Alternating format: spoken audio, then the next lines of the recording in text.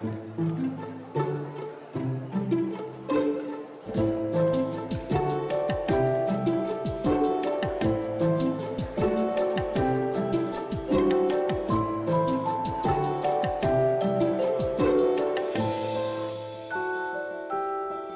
et messieurs, bonjour et bienvenue au Mémorial de la Shoah.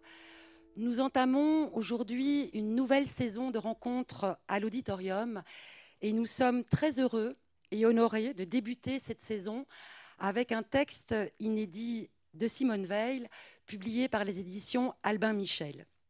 Ce texte est la transcription d'une conférence donnée en 2005 par Simone Veil à l'École normale supérieure, l'ENS, conférence qui est une initiative d'Anne Arbib, alors élève à l'ENS, qui, avec quelques camarades, a organisé une semaine de commémoration et de réflexion sur la Shoah à l'occasion du 60e anniversaire de la libération des camps nazis.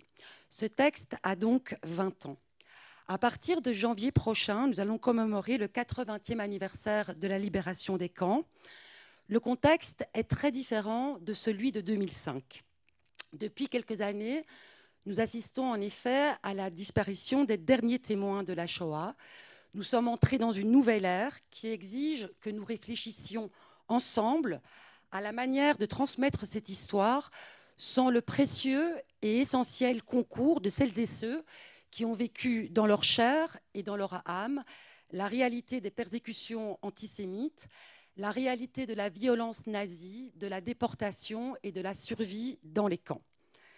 Ce texte de Simone Veil, prononcé il y a 20 ans, est toujours d'actualité. 7 ans après sa disparition, sa voix continue de porter, car la force du témoignage de Simone Veil va bien au-delà du récit de son expérience de la déportation. Elle a réfléchi très tôt et a consacré toute sa vie, avec beaucoup d'attention et de soin, aux différentes manières de transmettre cet héritage, notamment aux jeunes générations. Alors, pour discuter de ce texte et plus largement de l'histoire et du parcours de Simone Veil, nous avons le plaisir d'accueillir Anne Berest et Léa Weinstein. Malheureusement, Dan Arbib, qui signe la postface du livre et qui, je l'ai dit, est à l'initiative de cette conférence, ne peut être parmi nous aujourd'hui, et cela pour une raison majeure que nous avons apprise ce matin. Nous le saluons chaleureusement et nous lui souhaitons un prompt rétablissement. Et je voudrais remercier vraiment sincèrement et chaleureusement Léa et Anne d'être là avec nous. Vous serez venus de toute façon, mais du coup, le format de la rencontre change un peu. Il nous manque quelqu'un, donc elles vont devoir en partie un petit peu improviser. Donc déjà, un immense bravo à toutes les deux. Je vous présente brièvement Anne Berest. Vous êtes scénariste et écrivaine. Vous êtes l'auteur notamment du roman La carte postale, qui est un récit intime et familial qui reconstitue l'enquête que vous avez menée avec votre mère sur les membres de votre famille morts en déportation. Simone Veil accordait, et nous allons l'entendre, de grandes vertus à la fiction et à la littérature pour transmettre notamment aux jeunes générations l'histoire de la Shoah. La carte postale a été récompensée par plusieurs prix, dont le prix Renaudot des lycéens en 2021. Le livre a connu un grand succès public et connaît encore un grand succès, et nous savons qu'il est vraiment lu par des collégiens et des lycéens. Je pense que c'est une formidable porte d'entrée pour celles et ceux qui n'ont pas encore lu, pour justement entrer dans l'histoire de la Shoah. Et pour mener cette conversation avec Anne Berest, je remercie vivement Léa Weinstein, philosophe et écrivaine, d'être parmi nous aujourd'hui. Léa, votre dernier livre, J'irai chercher Kafka, une enquête littéraire, est paru récemment aux éditions Flammarion. Et j'ouvre une mini parenthèse. Léa viendra présenter son livre le 19 septembre au sein de cet auditorium. Et outre Kafka, Léa, vous connaissez très bien aussi l'histoire et le parcours de Simone Veil. Vous avez notamment consacré un podcast à Simone Veil qui s'intitule « Seul l'espoir apaise la douleur » à partir du témoignage qu'elle a donné en 2006 dans le cadre de Mémoire de la Shoah, initié par l'INA et la Fondation pour la mémoire de la Shoah. Alors, après la conversation entre nos deux invités, vous aurez l'occasion de poser des questions à nos invités et de vous procurer le livre. Je vous souhaite une excellente après-midi. Merci, bonjour à toutes et à tous. Merci d'être là. Bonjour Anne. Merci Julie et merci au Mémorial de nous accueillir. C'est émouvant et heureux d'être là aujourd'hui et d'ouvrir les rendez-vous de l'auditorium avec Simone Veil, avec ce texte peut-être en particulier, parce qu'il est cette adresse aux jeunes générations qui, je pense, nous a toutes les deux appelées, convoquées, parlées. Donc c'est ça qu'on va essayer de partager aujourd'hui avec vous. Et en l'absence regrettée donc, de Dan Arbib, qui était à l'initiative de cette conférence et qui a écrit la très belle postface que vous trouvez dans l'ouvrage. Je voudrais simplement, en guise d'introduction, partager avec vous une interrogation. Simone Veil, aujourd'hui, elle est une figure ô combien précieuse pour nous qui essayons de réfléchir à cette question de la transmission, et notamment de la transmission en l'absence progressive donc des derniers témoins ou des derniers survivants. Elle est précieuse parce que plus le temps passe, plus elle a cette capacité à parler à tout le monde, et en particulier peut-être aux jeunes générations, c'est-à-dire à ceux qui sont encore plus jeunes que nous. Et donc, pourquoi ce consensus? Pourquoi cet attachement si singulier? Évidemment, on pense à ces autres combats, et notamment à celui pour l'avortement, qui a participé d'en faire cette figure. Mais sur la Shoah, le témoignage, etc., je me suis posé cette question. Et une des hypothèses que je me suis faite, que je soumets aujourd'hui à discussion, c'est qu'elle avait, dans sa façon de témoigner, et on va l'entendre, c'est le cas dans cette conférence, on le retrouve dans le livre, elle avait une façon de témoigner sans aucune emphase. Et elle avait même, on peut peut-être aller encore plus loin, elle avait, on retrouve dans tous ces témoignages, une absence totale, une espèce d'irrévérence, et parfois même une forme d'ironie, qui rend paradoxalement son témoignage accessible à tous et à toutes, parce que voilà, elle est capable par moment de glisser comme ça une petite pointe d'ironie. Alors, un ou deux exemples qui sont assez célèbres, je pense. Je pense à cette archive. Alors, on peut d'abord commencer dans la conférence, où elle commence par poser la question des derniers survivants. On est tous en train de mourir, on est tous en train de disparaître. Et sa manière d'en parler, c'est de dire « mais vous n'allez pas vous débarrasser de nous si vite ». Donc, elle y va comme ça, de cette façon-là. Autre chose dans le témoignage dont Julie parlait, qu'elle avait donné pour l'INA et la FMS, Simone Veil parle de son numéro, son matricule, le fameux matricule, le moment du tatouage. Et elle dit, ça, c'est quelque chose que j'ai jamais pu oublier. Et en même temps, c'est pratique, parce que du coup, ça fait qu'il y a un numéro que je connais par cœur et que j'oublie jamais, donc je m'en sers pour tous mes mots de passe. Et quand j'ai entendu ça la première fois, j'étais un peu bon. Et en même temps, je pense que voilà, il y a quelque chose d'assez profond sur sa manière aussi de témoigner et de donner, de nous donner lorsqu'elle témoigne. Et je pense que c'est le cœur de ce texte, c'est qu'il y a cette adresse et il y a ce don. Alors, peut-être, Anne, on aimerait vous entendre d'abord sur ce qu'elle représente, Simone Veil, pour vous, justement, en tant que figure, d'abord pour vous, en tant que romancière de la troisième génération, et puis peut-être, vous pouvez aussi nous parler de ce que vous avez rencontré, ressenti de ces jeunes générations lorsque, après la publication de la carte postale, vous êtes allé beaucoup dans les collèges et les lycées parler de votre livre et donc à la rencontre aussi de ces élèves. Mais avant de répondre à ces questions, je voudrais rebondir sur ce que vous avez dit et l'illustrer par un court extrait du texte où on entend son humour. elle remet le contexte. On est en 54, c'est le début des débats sur l'Europe. Et évidemment, elle défend l'Europe, elle défend la nécessité de se réconcilier avec l'Allemagne. Et elle est à un dîner chez des cousins. Et elle écrit, enfin elle dit, puisque le livre est la retranscription de son discours. Un jour, chez des cousins, j'ai défendu la CED face à des invités. Ce serait vraiment malheureux de ne pas l'accepter. C'est la seule façon de souder les choses entre nous et d'avoir la défense dont nous avons besoin. Sur ce, des interlocuteurs très pointus, et on entendra toute l'ironie de Simone Veil dans le très pointu, sur ce, des interlocuteurs très pointus m'ont répondu « Mais enfin, madame, vous n'avez pas entendu parler des camps de concentration ?» Ce qui a évidemment suscité chez les autres personnes présentes un certain sourire.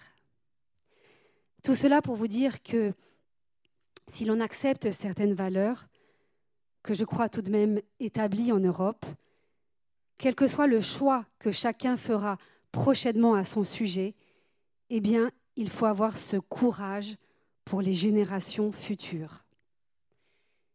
Donc cet extrait fait entendre ce que vous évoquez, ce qui fait sans doute la modernité de Simone Veil et la raison pour laquelle elle est très aimée. Et je raconterai mon expérience dans les collèges et les lycées où elle est véritablement devenue une figure de référence. Mais voilà, mais et pour vous, alors peut-être avant de parler Alors oui, donc pour moi, même si je ne suis pas là pour parler de moi, mais comme vous avez compris, malheureusement, on jongle un peu sur ce format qui n'était pas prévu. J'en profite pour dire à quel point je suis honorée et heureuse d'être là avec vous aujourd'hui. Et si je parle de mon point de vue, je dirais que en effet, ce qui peut-être me frappe en écho à ce que tu as dit, c'est que à chaque fois que je l'ai entendu parler, quelque chose m'a interloquée. Sa parole n'était jamais simple.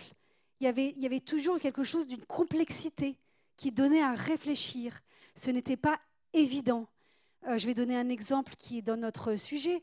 Elle dit « Je n'aime pas l'idée de devoir de mémoire ». C'est étonnant de se dire, alors qu'on parle beaucoup de devoir de mémoire, pourquoi elle n'aime pas cette expression. Et elle dit « Je lui préfère l'idée de devoir de transmission ». Et donc on se dit, ah oui, peut-être que la question de devoir de mémoire, c'est quelque chose de figé. La mémoire, c'est quelque chose qui s'est arrêté, alors que la transmission est un mouvement. Donc voilà, elle est toujours...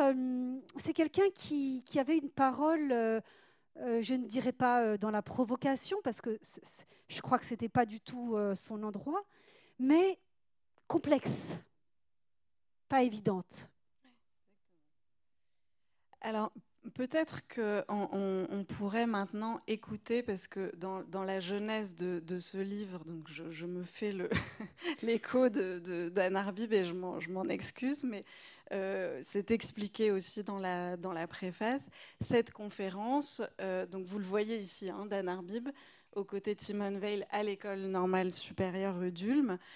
Cette conférence a été enregistrée et je crois que l'existence aujourd'hui de ce livre vient en fait du fait que quelqu'un a eu la bonne idée d'enregistrer. Oui, voilà. Et que ça a été retrouvé comme par chance 20 ans plus tard. 20 ans après, voilà. En fait, Dan Arbib ignorait que cette conférence avait été enregistrée. Donc ce texte a un caractère exceptionnel.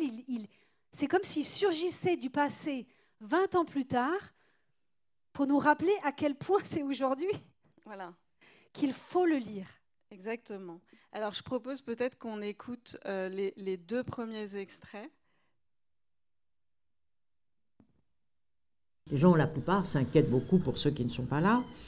Et jusqu'au moment où on nous rase, on nous tond les cheveux, on nous tatoue. Et à ce moment-là, quand on se sent donc à la fois nu, tatoué, bon, on commence à s'inquiéter beaucoup et à demander à celles qui sont préposées à ce genre d'activité que sont devenus les gens. Et très rapidement, et là, sous tous les récits que nous avons, c'était une consigne certainement qui était donnée, enfin, ou bien tellement difficile à dire qu'on préférait s'en débarrasser tout de suite. On nous dit, oh ben, ne vous inquiétez pas, parce que de toute façon, regardez, là, il y avait une petite fenêtre dans un coin, vous voyez la fumée, et bien voilà, c'est terminé, ils ont été gazés, et la fumée, vous voyez, c'est déjà les gens qui ne sont plus là. Naturellement, et c'est là que je reviens à ce que nous pensions à Drancy, c'est notre incapacité sur le moment à l'imaginer que ce soit possible. Imaginer que ce soit possible. Et dans un camp, que ces gens qui vivaient avec nous, qui étaient là avec nous, quelques heures avant, étaient déjà morts, et non seulement morts, mais n'existaient plus. Voilà, ça c'est, je dirais, la première étape. Et l'étape dramatique, si je dis que, j'y reviendrai, quand on parle non pas de l'unicité de la Shoah, mais de la spécificité de la Shoah, je crois que c'est ça ce qui fait sa spécificité. C'est-à-dire vraiment d'exterminer de façon planifiée, scientifiquement, toute une part d'une population parce qu'elle ne sert à rien. Qu'il s'agisse de bébés, qu'il s'agisse de gens plus âgés, qu'il s'agisse même souvent de gens qui auraient pu travailler, mais on en veut quelques-uns, on n'en veut pas beaucoup. On sait qu'ils mourront d'ailleurs, puisque nous sommes tatoués, c'est que nous sommes destinés à ne jamais sortir de là, mais il faut avoir l'air, il faut faire semblant qu'il y en a au moins un peu qui sont entrés dans le camp, mais on s'arrange, en se disant bien qu'on s'arrangera pour qu'ils n'en sortent jamais. Donc, ce qu'on entend là, c'est que à l'intérieur de cette conférence, vous avez le témoignage aussi chronologique de Simone Veil avec toutes les étapes de sa déportation. Elle repart de l'arrestation à Nice et puis elle va jusqu'à la période du retour. Retour sur lequel d'ailleurs elle insiste beaucoup, comme dans beaucoup de témoignages de cette période-là de sa vie, c'est-à-dire qu'elle rappelle vraiment, elle est assez obsédée par essayer aussi de partager, de transmettre le difficile retour, c'est-à-dire après le témoignage. Et dans cette partie du difficile retour, elle évoque beaucoup la question du témoignage lui-même, c'est-à-dire à quel moment est-ce qu'on a pu parler ou non. Et elle donne à penser, justement, comme vous le disiez, quelque chose d'assez unique, que Simone Veil a vraiment contribué à nous faire comprendre, c'est que pouvoir parler, ça dépend de pouvoir être entendu. Et donc, on a longtemps dit, les rescapés ne voulaient pas parler, et elle, ce qu'elle a beaucoup répété, c'est « mais on ne voulait pas nous écouter ». Ce qui n'est pas du tout la même chose. Donc, il y a un moment où la société est prête, où la parole devient audible. Et donc ça, c'est aussi une question de génération. C'est-à-dire que nous, les générations d'après, on est plutôt en recherche de ces paroles-là. Est-ce que vous pensez, Anne, que c'est ce qui fait la particularité de nous, enfin de notre génération, je nous inclus toutes les deux. Oui, bien sûr, on est la même génération. Mais avant de parler de notre génération, pour aller suivre votre fil sur la question du retour, dans ce texte-là, ce discours-là, il y a une chose qui m'a frappée, c'est qu'elle tient absolument à parler des enfants cachés. Et je vais vous lire ce passage qui m'a semblé très important parce qu'on sent sa volonté de s'arrêter sur un point dont elle a peut-être pas, sur lequel elle s'est peut-être pas forcément beaucoup exprimée ailleurs. Et là, on sent que c'est important. Et elle dit ça. Elle dit Donc elle parle des enfants cachés. Et elle dit, on découvre combien la vie a été difficile pour eux. La vie a été difficile parce qu'ils sont restés dans l'imaginaire, c'est-à-dire dans l'espoir. Lorsque la France a été libérée, du moins une grande partie de son territoire, ils ont connu une première déception en apprenant que leurs parents avaient été déportés. Mais ils ont continué de nourrir beaucoup d'espoir. Pendant très longtemps, en effet, entre la libération et la fin de la guerre, on a continué de croire que les déportés allaient revenir. On parlait très peu d'Auschwitz et de sa libération. On ne comprenait pas que la plupart des déportés y avaient été envoyés et qu'on pouvait déjà anticiper ce qui avait été leur sort. Je n'étais pas en France à cette époque, mais je sais que cette situation a été tout à fait occultée, tout à fait ignorée. Jusqu'en avril ou en mai 1945, donc on a espéré, et notamment les enfants cachés, que les déportés rentreraient. Ces enfants ont attendu, comme bien des parents ou des proches qui n'avaient pas été déportés, avant de comprendre que ceux qui n'étaient pas rentrés au cours des premières semaines ne rentreraient pas. Et c'est une douleur qui reste, je ne peux en parler à l'imparfait, extrêmement vive. C'est un remords pour nous, déportés survivants. Au fond, on a parlé de nous. Pas beaucoup, mais enfin un peu quand même. On a parlé des déportés, de ce que nous avions vécu, mais on ne s'est pas rendu compte que la douleur des enfants cachés était en fait beaucoup plus forte que nous le pensions. Et moi, ce qui me frappe dans ce passage, c'est la faculté d'empathie de Simone Weil. C'est-à-dire, et c'est ce qui va aussi guider toute sa vie, c'est-à-dire de se mettre à la place des autres victimes, de ne pas être sur son seul sujet et de dire les enfants cachés, on peut penser que leur vie, au fond, ils étaient cachés, ils étaient nourris, même si c'était difficile.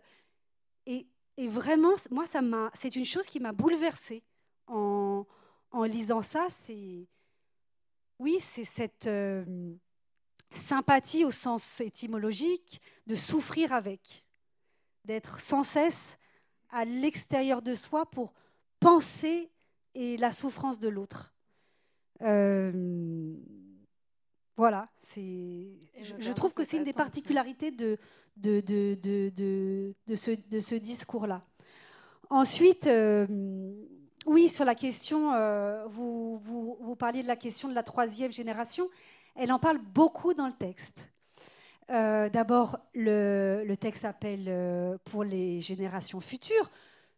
Ce n'est pas elle qui l'a choisi, hein, ce titre-là, mais il est pris dans le texte et il me semble que c'est un bon choix. Et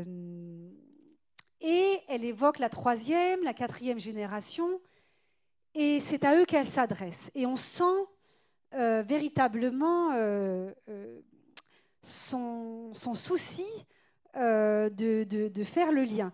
Et moi, dans mes travaux, j'ai souvent remarqué qu'il y avait, dans mes rencontres, un lien entre les grands-parents et les petits-enfants. Comme si, comme s'il avait été difficile pour les parents de parler de leur expérience à leurs enfants. Il y a une parole qui est trop dure, qui est coupée, et qui souvent donc crée des conflits, des douleurs, des souffrances entre la première génération et la deuxième. Et souvent, cette première génération se dit « oulala, je vais pouvoir parler aux petits-enfants ». Et ça, on le voit très souvent dans les familles. Et donc nous sommes les petits-enfants, on est cette troisième génération.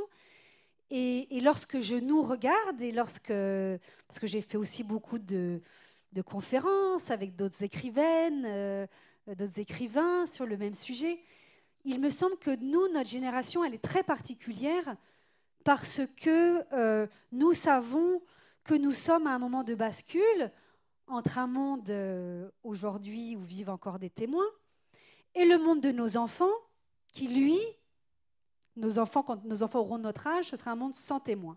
Et donc nous, notre génération, elle est vraiment la génération de bascule entre ces deux mondes, entre le monde avec les témoins que nous avons vécu, qu'on a entendu dans nos classes, quand on était enfant, ils venaient faire des conférences, qui ont parfois été des membres de notre famille, qu'on a pris dans nos bras.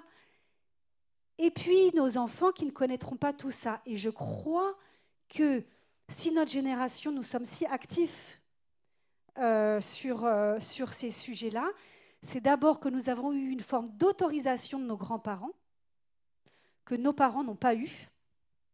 Donc nous avons eu l'autorisation d'explorer ce sujet, de poser des questions. Et c'est comme si on nous avait donné aussi le relais. Allez, ça va être notre boulot maintenant. Oui, et comme si ça devenait possible, en effet, du fait de cette distance ou de cette médiation d'une autre génération entre les deux. Et effectivement, et c'est une question qui est omniprésente, en effet, dans cette conférence, et qui est liée, je pense, d'assez près à une question que Julie évoquait déjà en introduction et dont Simone Weil parle aussi beaucoup, qu'on pourrait appeler la question de la représentation ou de la fiction, c'est-à-dire comment va-t-on faire pour raconter hors du témoignage, c'est-à-dire après les témoins, mais même encore en leur présence, est-ce qu'on peut raconter hors du témoignage, du document, du pur documentaire ? Je propose qu'on écoute peut-être le 3e extrait dans lequel on entend Simone Weil. Par exemple, Claude Lanzmann dit il y a un seul souvenir qui compte, c'est le film Shoah, ça dit tout. Moi, je pense qu'en réalité, et surtout pas de fiction. Eh bien, moi, je pense le contraire. Et je pense, notamment quand je pense fiction, je pense à la littérature. Je suis très frappée, lorsqu'il s'agit de la guerre de 14, de voir l'importance des romans, de ces grands romans, de ces sagas, dans lesquels, quand il y a la guerre de 14, et surtout peut-être davantage, enfin encore qu'en France, il y a eu tout de même le livre de Martin Dugard, il y a eu les Duhamel, enfin il y a eu des grandes sagas où on parle de la guerre de 14.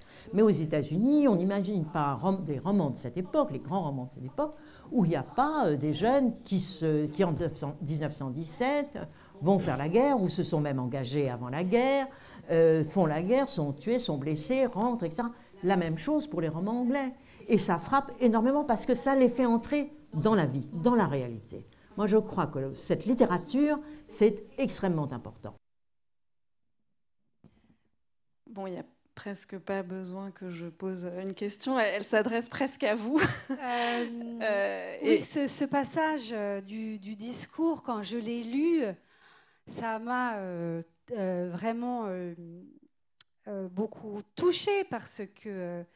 Donc, lorsque j'ai écrit La carte postale, qui est un roman, même si c'est un roman vrai, où les faits sont vrais, mais écrit sous une forme romanesque, il y a 3 chapitres qui m'ont posé problème. C'est un problème d'écrivaine. C'est Pithiviers, les Auschwitz et puis le retour des camps, où je me disais, mais moi, en tant qu'écrivaine, qu'ai-je le droit d'écrire ?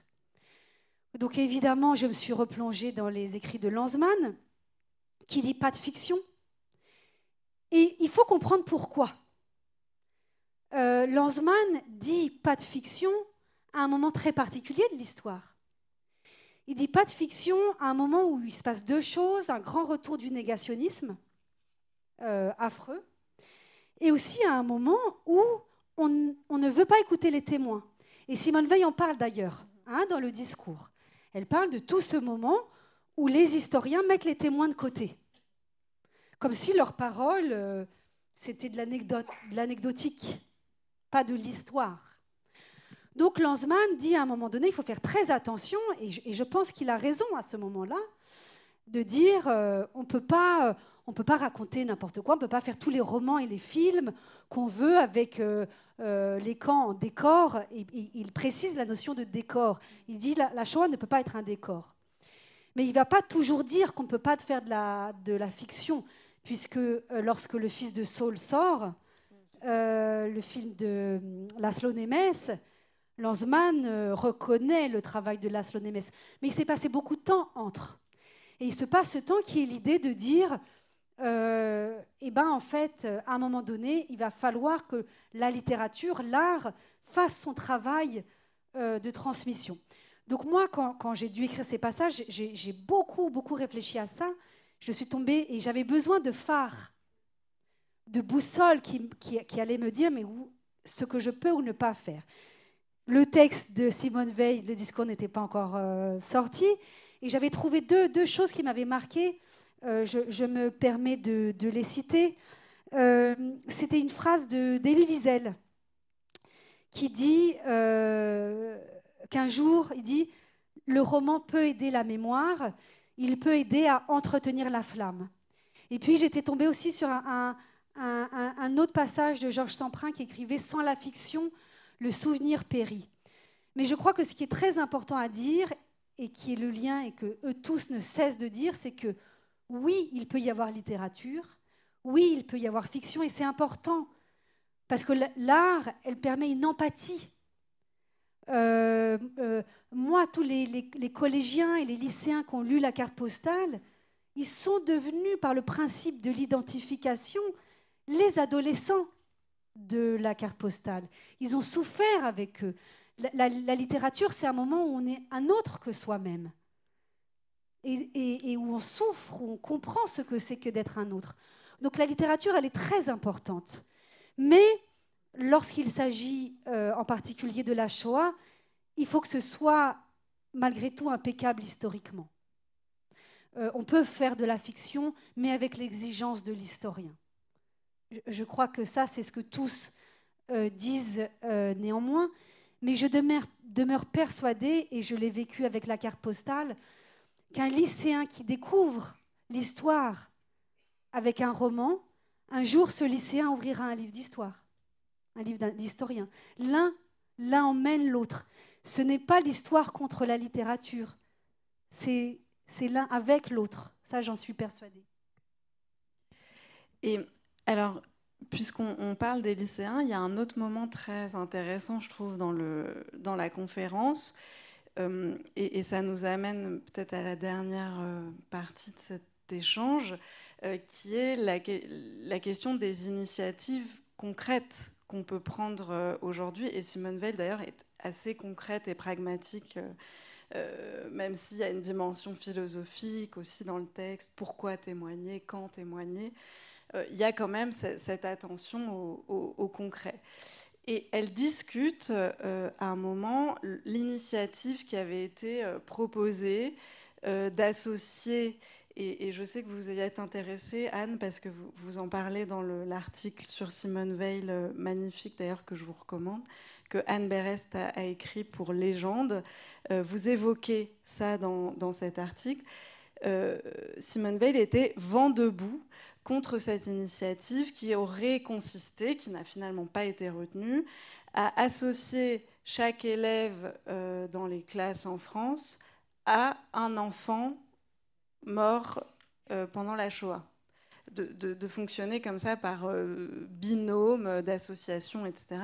Et Simone Weil, c'est un peu comme le devoir de mémoire. On pourrait imaginer qu'elle soit plutôt favorable à une initiative, et alors elle a tout de suite eu cette espèce de prudence évidente en disant « c'est une très mauvaise idée ». Alors, comment est-ce que vous comprenez cette prise de position très ferme qu'elle a eue? Oui, elle dit que, en fait, que les meilleures initiatives, les initiatives qui ont l'air les plus généreuses, dans la bonne pensée, sont souvent dangereuses. Et d'ailleurs, je viens de retrouver, dans une interview qu'elle donne à Annick Cogent dans Le Monde, elle dit ça. Elle dit « Mon premier réflexe est toujours de dire non. Je commence par m'opposer. C'est ainsi. Pas pour contrarier, mais pour forcer à explorer d'autres voies. Je ne prends rien comme allant de soi, et j'envisage toujours que les choses aillent dans le sens le plus inattendu et le moins souhaitable. Au fond, c'est quelqu'un qui voit les choses sur le long terme. C'est-à-dire que dans toutes ces initiatives un peu politiciennes qui vont permettre d'avoir un bon titre dans les journaux, elle voit plus loin. Et elle se dit, c'est peut-être dangereux d'obliger toutes les familles françaises à adopter un enfant juif mort. Sur du long terme, c'est peut-être contre-productif. Et pour répondre à votre première question et sur notre premier terme, je crois que c'est une des raisons pour laquelle elle nous manque terriblement aujourd'hui. Et je dois dire que depuis le 7 octobre, je ne cesse de me dire, mais c'est comme une source à laquelle boire qui aurait été tarie, son absence. Comment elle aurait pu nous aider? Quelle aurait été sa pensée? Et on ne peut pas le savoir parce que sa pensée était justement inattendue. Et à un moment donné, elle dit dans son discours, et ça résonne particulièrement aujourd'hui, elle dit « Il est un point important, particulièrement pour moi, qui ai souvent eu l'occasion de prendre la parole, lorsque l'on parle de génocide, lorsque l'on parle de crimes contre l'humanité, il est très important de spécifier ce qu'ils sont, parce que je crois qu'on ne peut prévenir certains événements que si l'on en identifie les raisons. D'un point de vue historique et sociologique, il me semble très important, dès l'apparition de certains symptômes d'une menace quelconque, de l'identifier pour essayer de la prévenir. » Moi, quand je lis cette phrase, dès l'apparition de certains symptômes d'une menace quelconque, de l'identifier pour essayer de la prévenir, je me dis, mais où est-elle?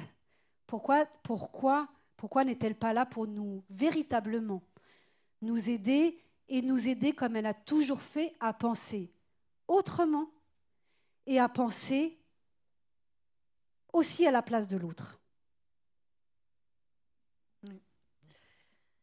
Je pense que c'est une belle façon de clore cet échange et surtout d'ouvrir celui avec vous qui êtes là. Je voudrais souligner que nous avons la chance dans la salle d'avoir le fils et un des fils et un des petits-fils de Simone Veil. Alors, c'est d'autant plus... j'espère que nous n'avons pas dit de choses que vous auriez... Et si vous avez envie d'en préciser certaines, évidemment, c'est à vous qu'il faut donner en premier la parole.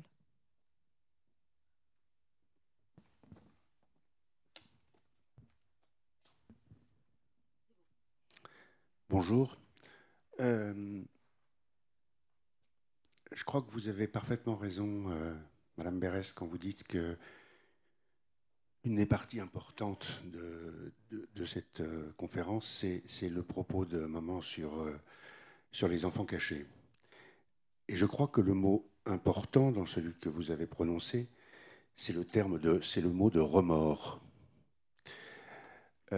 Parce qu'au fond, et je suis très heureux qu'effectivement on ait retrouvé cet enregistrement et qu'il y ait cette expression publique de ce remords. Parce que ça dit deux choses de maman.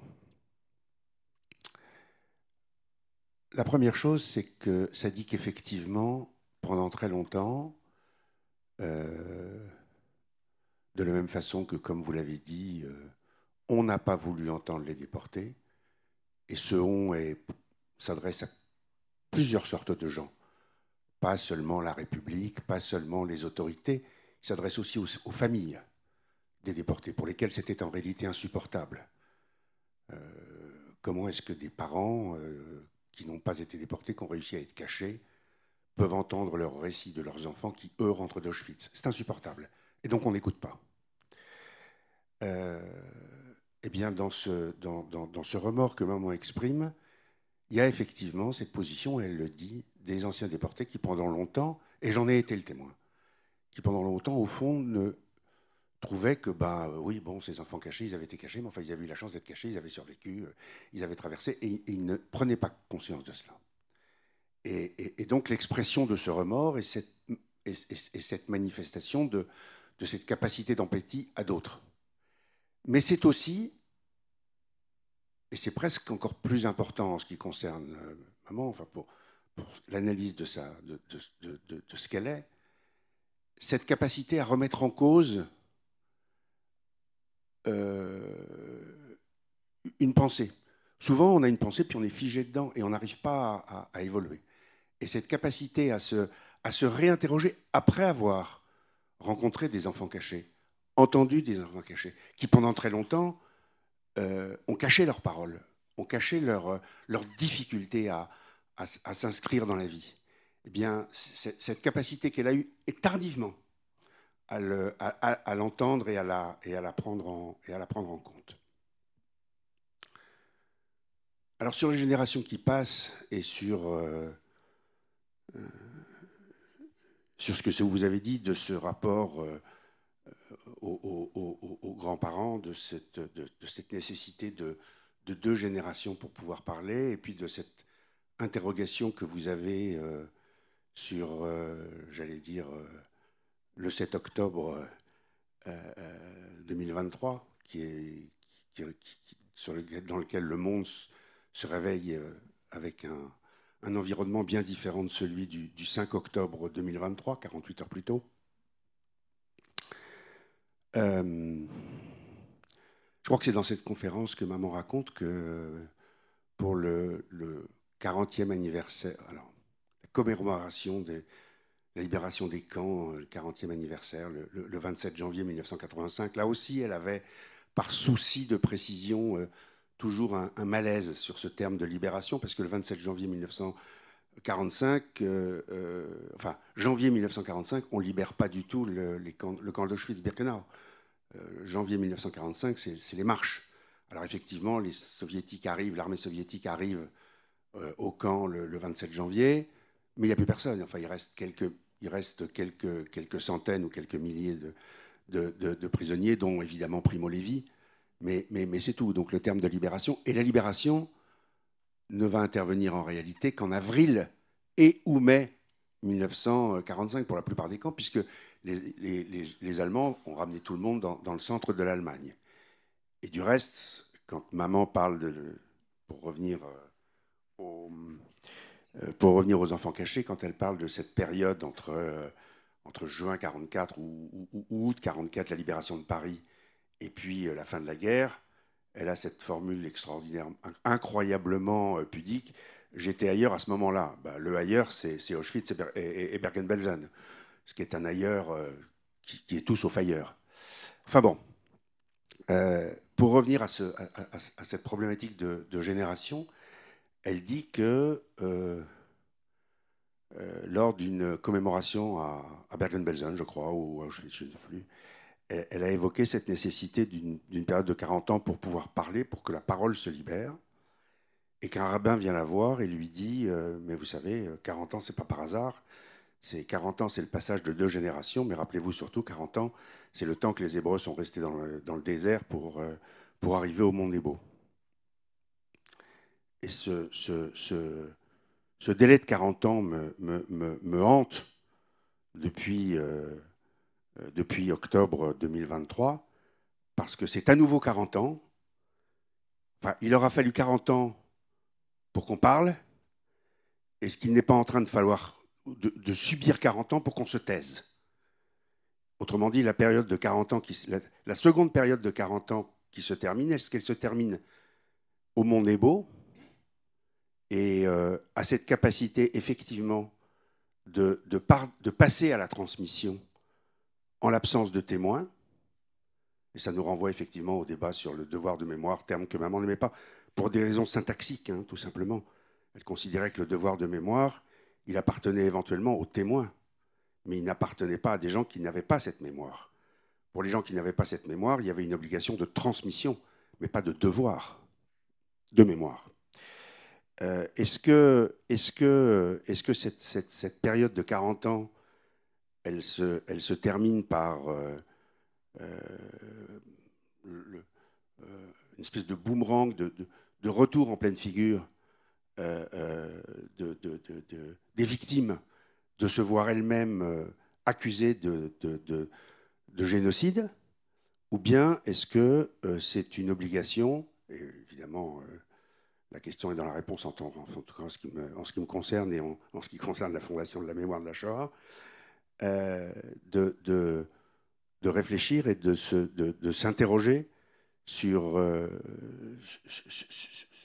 comment transmettre et comment continuer de transmettre sans témoin, en réglant effectivement les questions que vous évoquez, celles de la littérature, celles de l'art, celles de la fiction, par rapport à celle du témoignage objectif et celle de la position de Claude Lanzmann.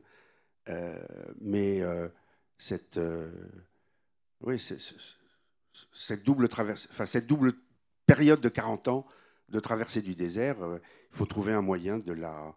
Eh bien, effectivement, que ça se termine au Mont-Nebo. Voilà les 2 ou 3 observations que je voulais faire sur ce que vous avez dit. Merci.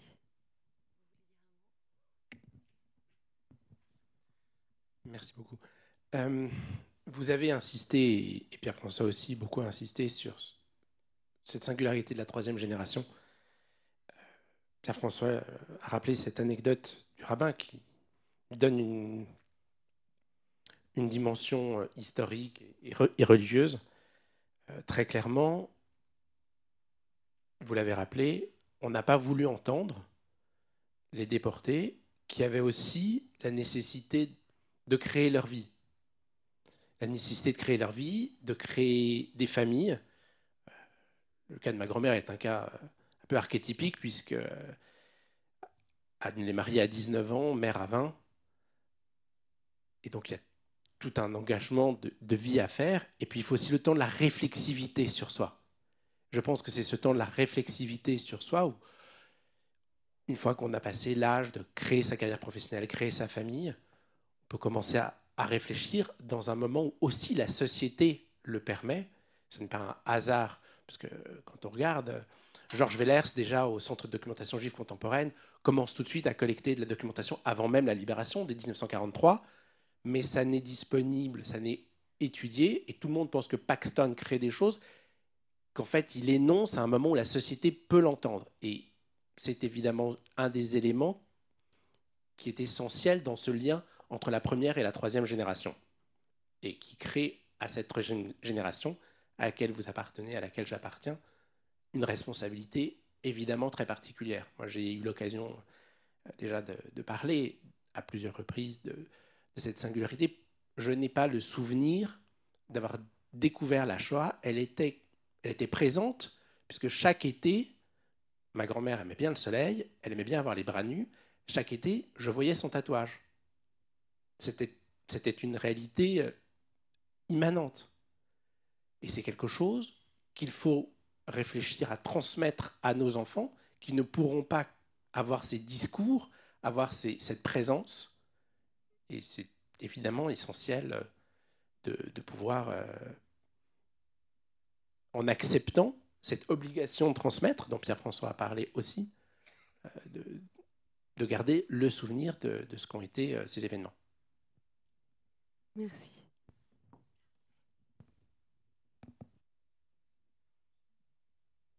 Vous voulez rebondir, Anne? Non, je crois que c'est peut-être bien si d'autres personnes ont envie de s'exprimer. Et vous disiez, Julie, aussi qu'il y avait l'éditrice du livre qui était là. Vous voulez dire un mot? On est 2 éditeurs, donc Marc Rinstein qui est au fond de la salle. Et donc, je m'appelle Anne-Laure Mercier, j'ai travaillé sur ce texte avec Marc. Qu'ajouter? Merci en tout cas à toutes les deux, parce qu'on retrouve vraiment le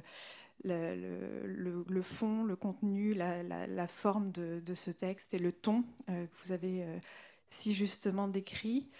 Peut-être ce que je pourrais ajouter, on a parlé de la mémoire, de la transmission, ce serait le dernier pilier qui est celui des historiens, parce qu'elle conclut d'ailleurs le livre. En fait, on a à la fois sa conférence Et on a gardé ces questions-réponses avec les étudiants, avec les élèves de l'ENS. Et elle termine en disant, d'ailleurs, je m'adresse à vous qui serez pour certains de futurs historiens, et votre rôle, donc il y a le rôle des témoins, il y a le rôle de la fiction, et il y a le rôle des historiens. Elle dit plusieurs fois, il faut faire l'histoire.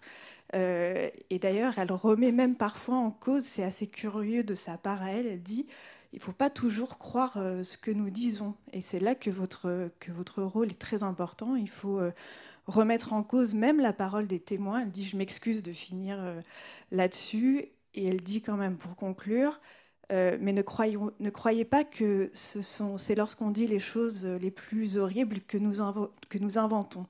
Parce que les choses les plus horribles, souvent, nous n'osons pas les dire. Et elle conclut là-dessus.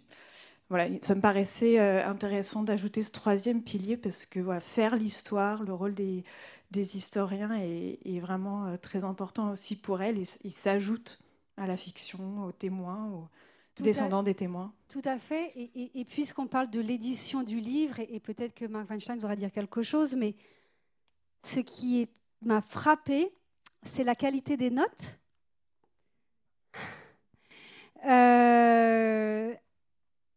Vous verrez, quand vous allez lire le livre, parfois, dès qu'il y a quelque chose où vous avez un doute, comme par magie, il y a une note parfaite qui vous donne tous les renseignements. Et donc voilà, ça rend la lecture... vous apprenez encore plus de choses grâce à ces notes. Oui, je voulais juste ajouter une chose, c'est que beaucoup des lecteurs d'une vie ou de Seul l'espoir apaise la douleur pensent sans doute que Simone Veil était une autobiographe d'évidence, qu'elle a écrit ses mémoires dans une sorte d'élan naturel. Et ce dont ce livre témoigne, c'est que ce n'est pas du tout le cas. C'est une autobiographe de choix. Elle a choisi, après un long travail réflexif, de se rallier à l'autobiographie. Et d'ailleurs, à la fin, lors des questions qui suivent la conférence, une des jeunes femmes présentes lui dit « J'ai entendu le nous plus que le je ». Alors, on a l'impression qu'on est dans le sillage des précédentes interventions publiques de Simone Veil, qui étaient souvent avares du je et très axées sur le nous. Et quand on les livre, en effet, on lit une critique du témoignage, parce que le témoignage, dit-elle, lorsqu'il est souvent divergent, est ce qui ouvre la porte au révisionnisme. Mais en même temps, 2005, c'est une année charnière, parce que quelques mois avant ce texte, et avant ces critiques du témoignage, et donc 2 ans avant Une vie et 1 an après l'entretien autobiographique à l'INA, il y a eu un numéro de Paris Match qui relatait son voyage à Auschwitz. Et dans ce numéro historique, elle a un entretien avec le directeur de la rédaction, Alain Genestar, et elle fait le choix déjà de l'autobiographie. 1 mois après, elle est sur le plateau d'une émission de télé. Et là aussi, elle répond à une question très personnelle sur qu'est-ce qui vous a le plus... quel a été votre souvenir le plus terrible de votre déportation. Elle répond la déportation des Hongrois. Donc, 2005, on a une rupture. Le premier choix de l'autobiographie avec ce retour à Auschwitz, ce numéro de Paris Match, cette émission de télévision. Et puis, dans ce texte, un balancement, l'esquisse du choix de l'autobiographie, mais aussi la critique du témoignage. Et elle va basculer finalement en 2006 et en 2007 totalement vers l'autobiographie. Mais encore une fois, ce n'est pas une autobiographe d'évidence. Et c'est tout à fait extraordinaire de constater avec quel scrupule, avec quel soin, par où elle est passée pour se préparer à l'autobiographie. Voilà. Merci beaucoup. On va écouter Mariette Diop. Oui, bonjour. Je voulais juste témoigner en fait sur une chose très pessimiste et une autre très optimiste. Alors, par rapport à ce que vous avez expliqué, Anne, sur... alors, je pense être moi la seconde génération, si je ne me trompe pas. Enfin, je suis de 50, hein, je ne veux pas gâcher mon âge. Je suis donc la nièce d'Hélène Baird, dont j'ai fait publier le journal il y a maintenant 15 ans, en 2008. Alors, la chose pessimiste, c'est que lorsque vous avez évoqué le fait que les grands-parents, hélas, moi je n'en ai pas eu, puisque Hélène a été arrêtée et déportée avec mes grands-parents maternels, Raymond et Antoinette Baird, mais qui donnent l'autorisation. Alors, j'ai rebondi, si vous voulez, là-dessus. Moi, je pense aujourd'hui ne pas avoir l'autorisation de mes propres frères et sœurs, nés en 44 et 45, pour dire les choses comme elles se sont passées. C'est trop douloureux pour eux. Je ne veux en aucun cas rentrer dans des règlements de compte et des choses comme ça, mais juste important de témoigner. J'ai d'ailleurs, c'est l'objet de mon livre que j'ai publié l'année dernière, Dans les pas d'Hélène Baird, c'est témoigner à quel point c'est encore difficile pour la seconde génération de dire les choses. Comment on a vécu tout ça? Ça, c'est vrai. Pour la deuxième génération, c'est très compliqué. Voilà. Et donc, moi, à tel point que je ne veux pas rentrer enfin, voilà, dans ma propre histoire, mais en tout cas, c'est une fissure à jamais présente et à jamais souffrante. Ça ne m'empêche absolument pas de faire ce que j'ai à faire par rapport à cette mémoire qui, d'ailleurs, je rejoins, mais pas pour les mêmes raisons. Je ne parle jamais de devoir de mémoire parce que pour moi, ce n'est pas un devoir. C'est comme les justes. C'est quelque chose qu'on a dans son cœur. On ne peut pas faire autrement que de le faire. Voilà, c'est pour ça que je n'aime pas tellement ce mot, effectivement. Enfin, je ne l'emploie jamais. Alors, non plus, je ne vais pas rentrer dans ma vie personnelle, mais j'ai eu la grande chance de très bien connaître Simone Veil parce que j'ai été pendant des années libraire chez Gallimard et que nous avons entretenu beaucoup d'échanges sur la littérature. La seule chose que je voudrais quand même évoquer, c'est mes 2 heures que j'ai passées et qui sont à jamais aussi présentes dans mon cœur. Un déjeuner qu'elle m'a offert en tête-à-tête, où là, elle m'a quand même dit cette phrase que j'oublierai jamais, le journal d'Hélène Baird, c'est mon alter ego. Hélène Baird est son alter ego. Voilà, je m'en tiens à ça. Et je voudrais juste, la chose très, très optimiste, c'est que depuis la parution du journal de ma tante, je sillonne les collèges et les lycées. Et c'est pour moi ma plus belle récompense. Et je peux vous dire que c'est extraordinaire la façon dont les jeunes peuvent s'identifier à Hélène Baird, comme ils pourraient évidemment s'identifier, c'est pas la seule personne, c'est un symbole.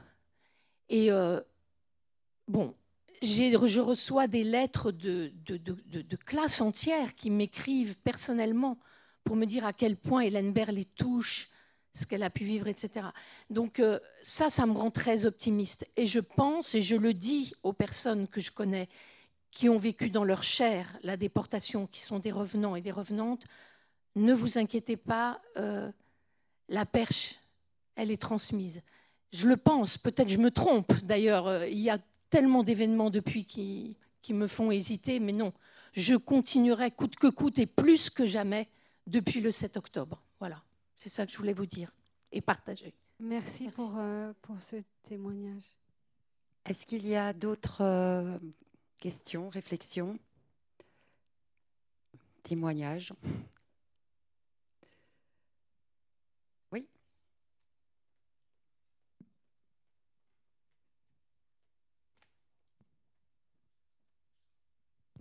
Merci. Moi, je la retrouve dans tout ce que vous avez dit.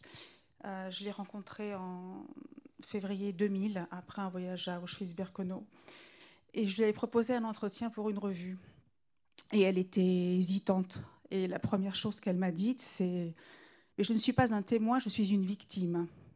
Et après, j'ai senti que dans son esprit, il y avait un cheminement et qu'elle avait compris qu'elle était les deux. Qu'elle était les deux parce que c'était une période où elle n'allait pas forcément rencontrer les élèves, ce qu'elle a fait plus tard. Et quand on s'est vu pour faire l'entretien, c'est là qu'elle m'a lâché entre 2 chocolats. Mais en fait, vous savez, quand on me demande quelque chose, d'abord je dis non. Je dis toujours non. Et puis, je réfléchis, j'écoute, je me questionne. Et après, finalement, je dis oui. Donc elle a dit oui, et ça a été formidable. Et on a beaucoup échangé. Elle était très, très soucieuse du sens des mots, du refus des amalgames, mettre les bons mots, MOTS sur les bons mots, MAUX. Elle était très aussi dans la volonté de l'exactitude historique. Quand elle critiquait le témoignage, c'était aussi parce qu'elle avait peur qu'en se trompant, les récits des survivants, des déportés, puissent donner prise aux négationnistes. Donc ça, elle le craignait beaucoup. Et elle disait également que dans la transmission, ce qui était important, c'était de transmettre un savoir, une connaissance. Et pour l'identification, il faut toujours la prendre avec beaucoup de précaution, parce qu'elle me disait, c'est pas une transmission d'expérience, parce que c'est pas possible. C'est pas possible du tout. Et même pour des élèves de lycée aujourd'hui, ils la connaissent tous. Quand on propose un travail, ils la prennent comme sujet, objet d'étude, de recherche. Elle représente quelque chose de fort et d'important. C'est incroyable comme elle est devenue une icône de la jeunesse. Oui. Et je voulais finir sur son empathie. Son empathie, parce que on peut avoir l'impression, quand on ne la connaît pas, qu'elle a un air sévère, etc. Et quand elle m'appelait au téléphone, la première phrase qu'elle prononçait, c'était « Comment vont les enfants ?» Merci beaucoup. Je crois qu'il y avait quelqu'un d'autre qui avait levé la main. Madame.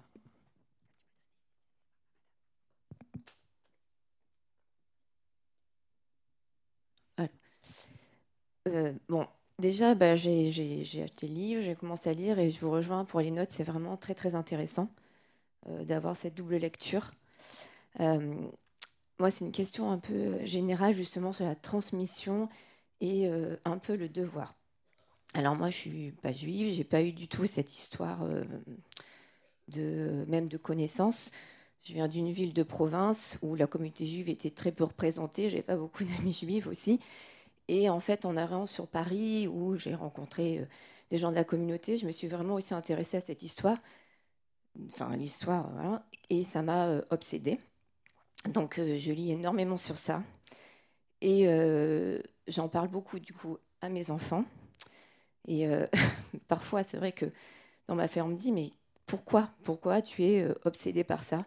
Je ne sais pas forcément pourquoi l'expliquer, mais c'est que on a du mal à comprendre, en fait, comment ça s'est passé, et qu'on a besoin de toujours, en fait, lire des témoignages, des livres, des BD, pour dire, mais comment? Et ma question aussi, c'est, déjà, je suis très contente de voir Monsieur Veil. On a l'impression d'avoir un petit bout de Simone Veil avec nous. Mais si. Et moi, ça me touche beaucoup. Je vois juste que parfois, pour mes enfants, c'est un petit peu lourd, tout ce que je leur raconte. Et je me dis, quand on est enfant, petits-enfants, est-ce qu'on se dit, il faut qu'on entretienne cette transmission, c'est notre devoir?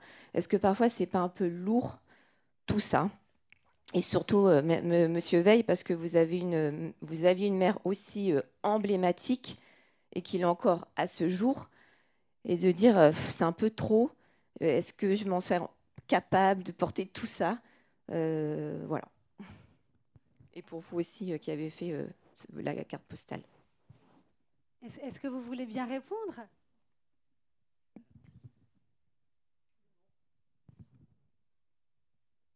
Vous allez me pardonner la spontanéité de ma réponse. Quand je viens au mémorial ou quand je vais à une manifestation consacrée à la mémoire, à la transmission, au souvenir, peu importe.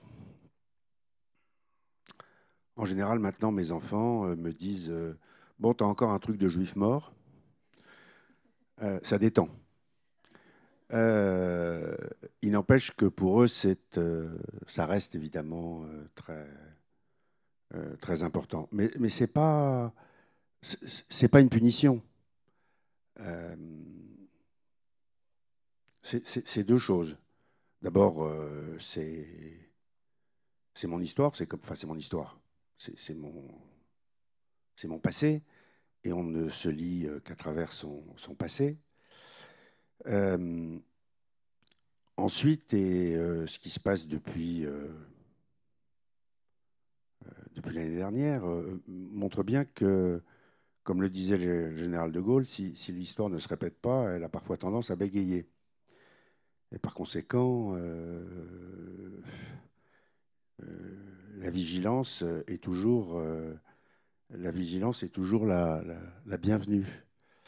La Fondation pour la mémoire de la Shoah, qui a été instituée en 2020, a été la première institution au monde et la principale institution au monde à s'interroger et à travailler sur ce qui s'était passé au Rwanda 6 ans plus tôt.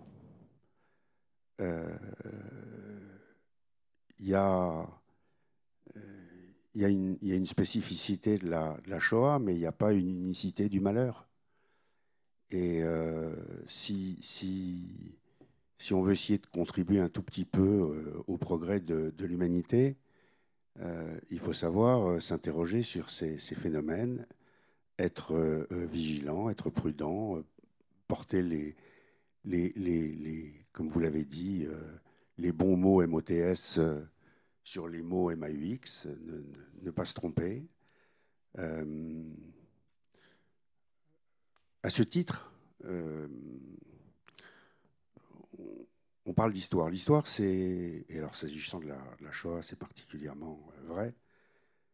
L'histoire, ce sont des statistiques et des histoires individuelles. Alors, en ce qui concerne la Shoah, c'est 6 millions d'histoires individuelles et une statistique. Et effectivement, comme ça a été dit, maman avait une très grande inquiétude que les erreurs des témoignages ou les approximations des témoignages ne soient utilisées contre la mémoire et pour le négationnisme. C'est du reste ce qu'on a vu, si on se souvient de ce qui s'est passé dans les années 78-79, le négationnisme, ça commence simplement par la remise en cause par Robert Forisson de quelques éléments descriptifs de ce qu'étaient les chambres à gaz, hein, puisque le négationnisme de Robert Forisson, et le négationnisme en général, il commence par sur la négation des chambres à gaz. Il commence par l'idée selon laquelle ça n'existait pas. Et alors il va expliquer que on ne peut pas mettre autant de personnes dans une chambre à gaz de telle surface parce que ça rentre. Enfin bon, voilà, bref, il va commencer à discuter cela. Or, les témoignages, ils sont très différents les uns des autres parce que les gens ont des histoires différentes. Si vous prenez l'histoire de maman ou si vous prenez l'histoire de Marceline Loridan, elles ont des histoires tout à fait différentes et donc elles racontent des choses tout à fait différentes. Et il faut beaucoup de finesse, d'attention, d'étude, de réflexion pour comprendre qu'elles racontent la même histoire. Mais la même histoire à des moments différents et dans des circonstances différentes. Comment est-ce que l'histoire de maman, qui a été protégée, entre guillemets, à Nice jusqu'au 7 ou 8 septembre 1943, c'est-à-dire jusqu'à l'arrivée d'Héloïse Brunner, enfin jusqu'à la reddition des Italiens et l'arrivée d'Héloïse Brunner à Nice, et puis qui va être arrêté parce que des agents de la Gestapo en civil font des contrôles en rue, et qui va ensuite revenir en France, vivre toute sa vie en France et considérer qu'il n'a pas d'autre lieu de vie que la France, peut se concilier avec celle de Marceline, qui ne peut jamais oublier qu'elle a été arrêtée avec son père par des gendarmes français en zone libre. Enfin, non, la zone libre n'existe plus, pardon, mais par des gendarmes français, et que c'est même un gendarme français qui l'a attrapée par le bras et qui l'a saisie au fond de ce jardin où elle courait, où elle essayait de rattraper sa mère. Ce sont des mémoires irréconciliables. Ce sont des mémoires qui projettent sur l'histoire de notre pays, notre histoire nationale, des choses irréconciliables. Alors ensuite, il faut revenir à la statistique pour prendre en compte que 75% des Juifs français ont été protégés par les Français. Mais c'est ce qui permet à des opinions politiques comme celle de Zemmour d'expliquer que Pétain a protégé le Juif français, ce qui est un contresens monstrueux. Mais c'est bien parce qu'il y a différents types de témoignages qu'il peut y avoir ça. Et donc, il faut faire extraordinairement attention à la protection de ce témoignage, à la véracité de ces témoignages, mais aussi à ne pas faire d'un témoignage l'histoire officielle qui est beaucoup plus compliquée, qui est beaucoup plus complexe et qui, elle, ressort du travail des historiens. Il n'empêche que les historiens doivent laisser leur place au témoignage. J'ai souvenir de cet épisode que j'ai raconté un jour d'un colloque qui devait avoir lieu dans les années 80 à la Sorbonne, précisément sur la déportation, et où les historiens avaient décidé, le directeur de la séance avait décidé qu'il n'y aurait pas de témoignages parce que les témoignages risquaient de fausser l'histoire. Et maman avait dû intervenir auprès du recteur de l'époque, qui était Hélène Herveller, pour obtenir de pouvoir témoigner, ce qui était extravagant. Voilà, il faut simplement que chaque chose soit à sa place et, comme vous le disiez tout à l'heure, insister sur la vérité, sur la réalité et la vérité des choses. Voilà, pour le reste, non, c'est pas un poids, je ne le ressens pas comme ça. J'appartiens, moi aussi, je crois, à la deuxième génération, mais c'est en moi et c'est comme ça, mais c'est chacun comme il peut. Oui, c'est chacun comme il peut. Je vous conseille les ouvrages cités dans les notes. Alors, je voudrais bien prononcer son nom parce que je l'ai écorché tout à l'heure. Marc, l'éditeur, j'ai dit Marc Greenstein. Je l'ai mal prononcé tout à l'heure. Je suis désolée. Et donc, Marc Greenstein a la bonne idée de citer les ouvrages d'une femme psychologue, mais qui fait partie du centre d'Evreux, qui est le centre d'ethnopsychiatrie, et qui a écrit des ouvrages. Elle s'appelle Nathalie Zajde. Elle a écrit toute une série d'ouvrages en tant que psy sur la question de vivre dans une famille naître dans une famille ashkénaze. Et donc, je vous conseille ces livres parce que ils sont intéressants sur justement le traumatisme de la transmission, du silence. Et je vous conseille aussi son ouvrage qui s'appelle Les enfants cachés. Et nous l'accueillerons bientôt à l'auditorium parce qu'elle publie un nouvel ouvrage. Je voudrais vous remercier toutes les deux beaucoup. Merci à vous.